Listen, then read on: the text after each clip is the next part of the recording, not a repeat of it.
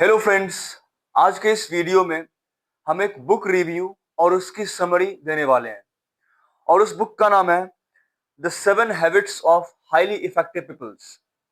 ये बुक हमने पूरी पढ़ी है और मेरे लिए ये बुक काफी इम्प्रूवमेंट से भरी रही है और काफी बेनिफिशियल रही है। तो फ्रेंड्स, सबसे पहला आता है कि इस बुक में टोटल 7 हैबिट्स दी गई हैं और इस बुक के राइटर हैं स्टीफन आर कोवे। तो now coming back to the habits, so इस बुक में टोटल 7 हैबिट्स दी गई हैं और ये 7 हैबिट्स अगर कोई पर्सन अपने लाइफ में इंप्लीमेंट करता है तो वो पर्सन अपने लाइफ में काफी इफेक्टिव हो जाएगा and it will lead to the holistic and complete development of that person. सबसे पहले हम बात करते हैं, ये बुक दो प्रकार से डिवाइडेड है। ये बुक दो पार्ट में डिवाइडेड है। सबसे पहला आता है कैरेक्टर डेवलपमेंट, और जिसको हम कहते हैं development at the personal level, और सिंपली हम ये कह सकते हैं प्राइवेट डेवलपमेंट और प्राइवेट विक्ट्री। और इसका दूसरा पार्ट आता है डेवलपमेंट ऑफ पर्सनैलिटी, जिसका मतलब ये है कि development up to the public level, और simply you can say it is called as public victory. Now one by one अब हम इस वीडियो में डिस्कस करेंगे कि सभी हैबिट्स, जो 7 हैबिट्स हैं, वो क्या क्या हैं, और उन सभी हैबिट्स के बारे में एक शॉर्ट ओवरव्यू, एक डिस्कशन करेंगे। तो फ्रेंड्स, सबसे पहला हैबिट आता है बी प्रोएक्टिव। तो हैबिट वन जो बी प्रोएक्टिव है, उसका मतलब ये है कि हमें अपने लाइफ में जितनी चीजें हैं उन सभी चीजों पे कंप्लीट कंट्रोल करना है। और सिंपली आप ये कह सकते हैं कि हमारे लाइफ में जो भी चीजें होती हैं, जैसे हमारा कैरियर हो गया, हमारा डिसीजन हो गया, या फिर हम अपने लाइफ में जो भी करने वाले हैं, हमारे इमोशंस हो गए, हमारा कंप्लीट लाइफ जो है, अब हम अपने कंप्लीट लाइफ की एक टोटल रिस्पॉन्सिबिलिटी हम अपने हाथ में रखें। हमारा लाइफ कोई और पर्सन कंट्रोल ना करे। और सिंपली ये कह सकते हैं कि प्रोएक्टिव पर्सन जो होते हैं वो अपने लाइफ में किंग होते हैं। वो अपने लाइफ को कंट्रोल करते हैं और वो अपने अकॉर्डिंग अपने लाइफ को चलाते हैं, वो इनिशिएटिव लेते हैं। ये थी हैबिट वन। अगर हम बात करें हैबिट टू के बारे में, तो हैबिट टू का मतलब है beginning with end in mind. और beginning with end in mind का मतलब ये होता है कि वर्ल्ड में दो क्रिएशंस होते हैं। सबसे पहला होता है फिजिकल क्रिएशन और दूसरा होता है मेंटल क्रिएशन। और मेंटल क्रिएशन फिजिकल क्रिएशन से पहले होती है। और दैट्स व्हाई ये जो हैबिट टू है, beginning with end in mind, ये रिलेट करती है हमारी प्लानिंग से कि हम किस लेवल की प्लानिंग कर सकते हैं। तो दैट्स व्हाई ये हैबिट ये कहती है कि फिजिकल क्रिएशन करने से पहले हमें डीप मेंटल क्रिएशन करनी चाहिए। तो अगर मेंटल क्रिएशन अच्छी होगी, उस कंडीशन में फिजिकल क्रिएशन भी अच्छी होगी। जैसे कि अगर कोई घर बन रहा है, तो उस कंडीशन में कोई एक सिंगल ईंट उठाने से पहले उसकी कंप्लीट प्लानिंग जो होती है वो आर्किटेक्ट के माइंड में हो जाती है कि किचन यहाँ पे होगा, बाथरूम यहाँ पे होगा, बेडरूम यहाँ पे होगा। एक कंप्लीट डिटेल्ड उसके माइंड में पूरी घर बन चुकी होती है। एंड देन फिजिकल क्रिएशन की बात आती है। इन द सेम मैनर, अगर हम कुछ भी काम करने जा रहे हैं, जैसे कि अगर हम ट्रेवलिंग करने जा रहे हैं, कहीं पे हम ट्रेवल कर रहे हैं, तो उससे पहले हम एक मेंटल क्रिएशन कर लें कि हमें क्या क्या चीजें की रिक्वायरमेंट होगी।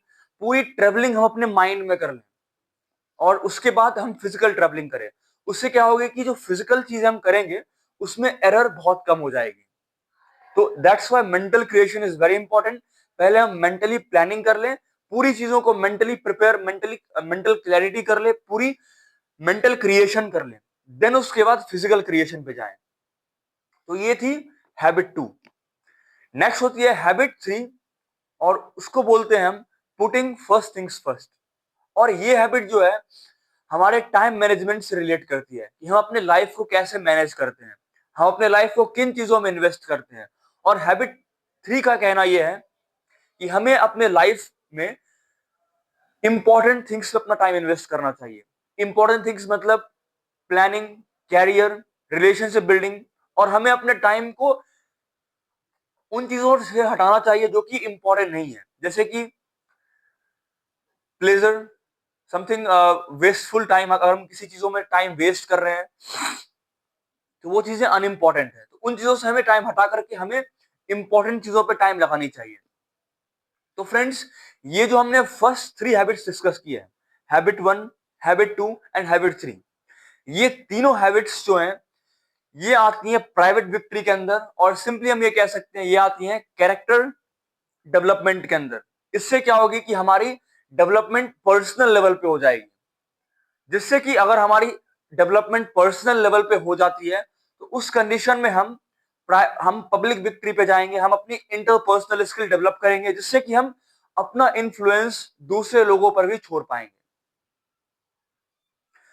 So now I will discuss about the part 2 which is the public victory. और पब्लिक विक्ट्री में जो सबसे पहला हैबिट आता है, और इन टोटल 4th हैबिट आता है, थिंक विन विन। और ये हैबिट्स काफी इंपॉर्टेंट है किसी पर्सन के लिए जो एक बिग ऑर्गेनाइजेशन बनाने जा रहे हैं, कोई डील करने जा रहे हैं, या फिर कोई एग्रीमेंट करने जा रहे हैं। तो इस हैबिट में बताई गई है कि एग्रीमेंट्स अलग अलग प्रकार से हो सकती हैं।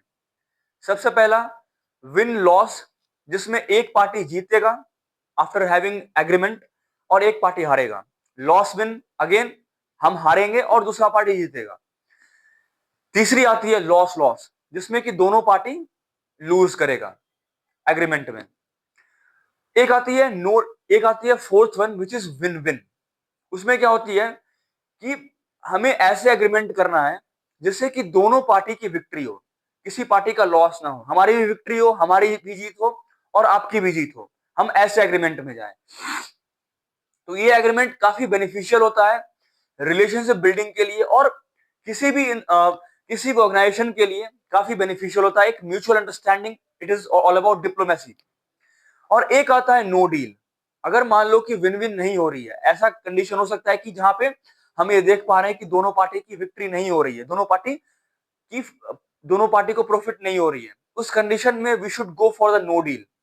तो ये सबसे बेटर ऑप्शन है। We should avoid lose win, win loss and loss loss. We should go for either win win और नो डील। ये थी about the habit four win, think win win. अब हम बात करेंगे हैबिट 5 के बारे में। हैबिट 5 में आती है seeking first to understand then to be understood. इस हैबिट में एम्फसाइज की गई है कि हम पहले कोशिश करें दूसरे पर्सन को अंडरस्टैंड करने की। इन जनरल मेनी पर्सन्स की हैबिट होती है, जो कि रॉन्ग हैबिट है, कि हम रिप्लाइंग मोड में रहते हैं। हम कंटिन्यूअसली सुनने की कोशिश नहीं करते हैं और सिंपली रिप्लाइंग मोड में रहते हैं। बट हमें कोशिश करना है उस पर्सन के पर्सपेक्टिव को डीपली अंडरस्टैंड करने का। ये नहीं कि बस सुन लिया हमने, सुन करके उस पर्सन के पर्सपेक्टिव को डीपली अंडरस्टैंड करना है, और अंडरस्टैंड करने के बाद तब हमें अपना रिस्पॉन्स देना है। इससे क्या होगा कि अगर हम उसे सुनेंगे तो हम उस पर्सन को अपना साइकोलॉजिकल एयर दे रहे हैं, और उससे क्या होगा कि हमारी एक रिलेशनशिप बिल्डिंग होगी, और जब हम बोलेंगे तो हम उस पर्सन को इन्फ्लुएंस कर पाएंगे, और वो पर्सन भी हमें अच्छी तरह से सुनेगा। This is about the habit 5, seeking first to understand and then to be understood. Next part आती है हैबिट 6 विच इज सिनर्जी। काफी टाइम ये होता है कि अगर हम डिस्कशन कर रहे हैं अपने फ्रेंड के साथ, अपने फैमिली मेंबर के साथ, अपने टीचर के साथ, या किन्हीं पर्सन के साथ हम डिस्कशन कर रहे हैं, तो काफी टाइम ये होता है कि दूसरा पर्सन एक पॉइंट बोल रहा है, हम एक पॉइंट बोल रहे हैं, और वो पॉइंट काफी कंफ्लिक्टिंग पॉइंट है, या फिर काफी अलग अलग पर्सपेक्टिव दोनों की है। तो इससे क्या होता है कि नॉर्मल वेज में ये सभी चीजें कंफ्लिक्ट का रूप ले लेती हैं। दो पर्सन कंफ्लिक्ट करने लग जाते हैं कि नहीं, ये चीजें मेरे तरीके से होनी चाहिए, दूसरा पर्सन बोलता है कि ये चीजें मेरे तरीके से होनी चाहिए। तो उस कंडीशन में क्या होता है कि इट इज काफी लॉस होता है, काफी कंफ्लिक्टिंग एनवायरनमेंट क्रिएट होता है, और काफी एक झगड़ालू एनवायरनमेंट क्रिएट होता है। तो सिनर्जी का मतलब ये है कि दूसरा का पर्सपेक्टिव को भी अंडरस्टैंड करना है और अपने पर्सपेक्टिव को भी इंप्लीमेंट करना है, और दोनों के पर्सपेक्टिव को कंबाइन करके एक तीसरा पर्सपेक्टिव क्रिएट करना है, जो कि उस सिचुएशन के अकॉर्डिंग सबसे बेस्ट पर्सपेक्टिव होगा। और इसमें क्या होता है, अगर हम बात करें सिंपल कॉपरेशन की बात करें, कॉपरेशन में हम कॉपरेट कर रहे हैं, इसमें क्या होता है कि हमारी कॉपरेशन मिल करके 1 कॉपरेशन प्लस 1 कॉपरेशन 1 + 1 2 हो जाती है। लेकिन अगर हम बात करें सिनर्जी की, synergy is the very high level cooperation. Synergy में अगर एक पर्सन है और दूसरा पर्सन है, तो अगर वो इस सिनर्जी प्रोसेस में आता है तो उस कंडीशन में 1+1 2 से अधिक होगा। हो सकता है वो 1+1 10 हो जाए, 1+1 15 हो जाए या फिर इवन ज्यादा हो जाए। तो सिनर्जी का ये इंपॉर्टेंस है कि हमारी पर्सपेक्टिव और दूसरे की पर्सपेक्टिव को कंबाइन करके एक तीसरे पर्सपेक्टिव को क्रिएट करना है, जो कि वो पर्सपेक्टिव उस सिचुएशन के लिए बहुत बेनिफिशियल होगी और फेवरेबल होगी। नेक्स्ट हम बात करते हैं हैबिट 7, और जिसे कहते हैं शार्पन द शॉ। हमने जो फर्स्ट 6 हैबिट्स डिस्कस की हैं, उन हैबिट्स को डेवलप करने के लिए हमें अपने आप को बिल्ड करना होगा। बिल्ड कैसे कर सकते हैं? अपनी कंप्लीट डायमेंशनल डेवलपमेंट करके, अपनी बॉडी की डेवलपमेंट करके, अपनी माइंड की डेवलपमेंट करके, अपनी हार्ट की डेवलपमेंट करके, अपनी सोल की डेवलपमेंट करके। इट मींस हमें थोड़ी फिजिकल फिटनेस भी ध्यान देनी है, फिजिकल वर्कआउट्स करनी है। दूसरी चीज, हमें मेंटली फिटनेस भी रिक्वायरमेंट है, मेडिटेशन करनी है। तो ये सभी चीजें हमें हैबिट 7 ये बताता है कि हम अपने आप को कैसे प्रिपेयर कर सकते हैं बाकी 6 हैबिट्स को डेवलप करने के लिए। तो फ्रेंड्स, ये थी टोटल 7 हैबिट्स की एक कंप्लीट ओवरव्यू। और अगले वीडियो में हम हर एक हैबिट के बारे में डिटेल डिस्कशन करेंगे, जिससे कि आपको हर एक हैबिट के बारे में एक डिटेल्ड एंड डीप क्लैरिटी मिल सके। तो आज के इस वीडियो में इतना ही था। आई होप दैट कि ये वीडियो आपके लिए काफी बेनिफिशियल रही हो, और अगर आपको ये वीडियो अच्छी लगी हो तो चैनल को सब्सक्राइब करें, वीडियो को लाइक करें और शेयर करें। And overall I will say कि मेरी एक्सपीरियंस में ये बुक काफी बेनिफिशियल रही है मेरे लिए, मेरी पर्सनैलिटी और कैरेक्टर डेवलपमेंट के लिए। तो अगेन, आप इस बुक को मस्ट रीड करें, ये बुक आपके लिए काफी बेनिफिशियल रहेगी। So that's all from my side. स्व विजय।